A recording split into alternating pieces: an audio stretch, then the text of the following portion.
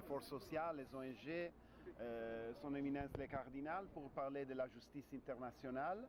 Nous sommes l'Action mondiale des parlementaires et nous sommes à faveur de la ratification de l'universalité des statuts de Rome de la Cour pénale internationale.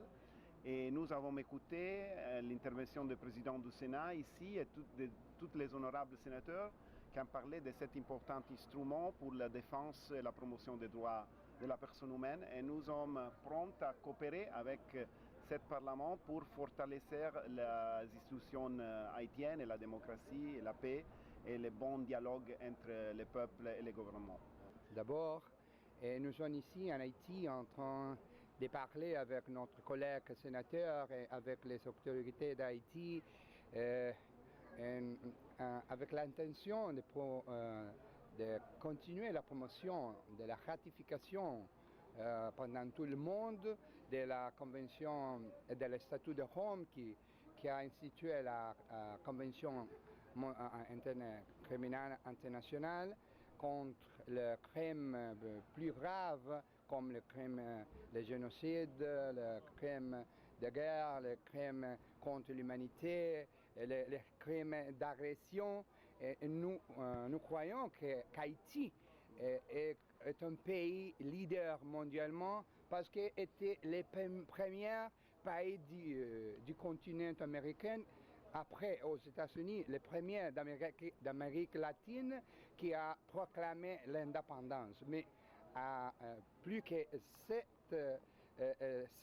très symbolique pour nous, pour le monde latino-américain, qu'Haïti a éliminé, comment on dit, l'esclavage. Les États-Unis ont fait l'indépendance d'abord, première, mais à continuer l'esclavage et les droits des Noirs, les droits des personnes, l'égalité n'était pas vrai. C'est pour cela que Haïti, c'est un pays que c'est un symbole de la liberté, de la dignité, de la liberté, de la lutte contre toute forme, toute manière d'exploitation. C'est pour cela que nous sommes train de partager quelques idées sur les besoins, la nécessité de qu'Haïti continue en expressant son identification avec la liberté, la paix, les droits humains, les droits internationaux humanitaires. Et nous savons qu'Haïti continue à être leader dans ce thème. C'est des parlementaires qui sont venus, qui sont en train de mener un combat pour la liberté, les droits de l'homme. Ils sont venus demander le support d'Haïti pour le vote d'une convention qui était signée, un statut de Rome, c'est-à-dire que pour la participation d'Haïti à la Cour internationale de justice qui gagnait à La Haye. Bon, ils sont venus, nous tendons, mais nous avons pu leur dire que pour l'instant, pour des raisons indépendantes de notre volonté, nous n'avons pas de parlement qui est capable de voter loi. Nous espérons que des élections seront organisées dans le pays très bientôt et que nous sommes capables de porter la convention devant le Parlement pour le vote. Mais en attendant, il faut aussi reconnaître que le sénateur Annick Joseph, qui était le porte-parole du Sénat, a exprimé très clairement la position du Sénat haïtien. Et quand nous exprimons, ce n'est pas la position du Sénat, c'est la position du peuple haïtien en général.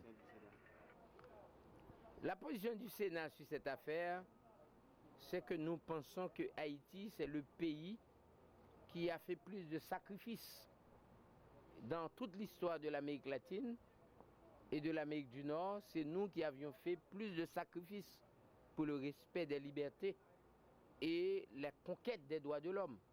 Donc aujourd'hui, malheureusement, Haïti a toujours été traité en parent pauvre parce que il y a eu d'un côté une certaine volonté de l'international à nous isoler, mais en même temps aussi, il y a eu de l'autre côté un manque de dynamisme de la part des dirigeants haïtiens pour confisquer la place qui revient à Haïti pour les services que nous avons rendus à la communauté internationale. Aujourd'hui, sur ma présidence, en tant que sénateur de la République et président du Sénat, même quand certains sénateurs qui ne comprennent pas que le Parlement continue à exister, je vous dis que aujourd'hui, plus que jamais, le combat pour que Haïti soit non seulement respecté, mais le nom de Haïti se retrouve dans la place qui lui convient en matière de lutte pour la liberté, parce que nous avons été le premier pays à donner le signal d'alarme de la liberté.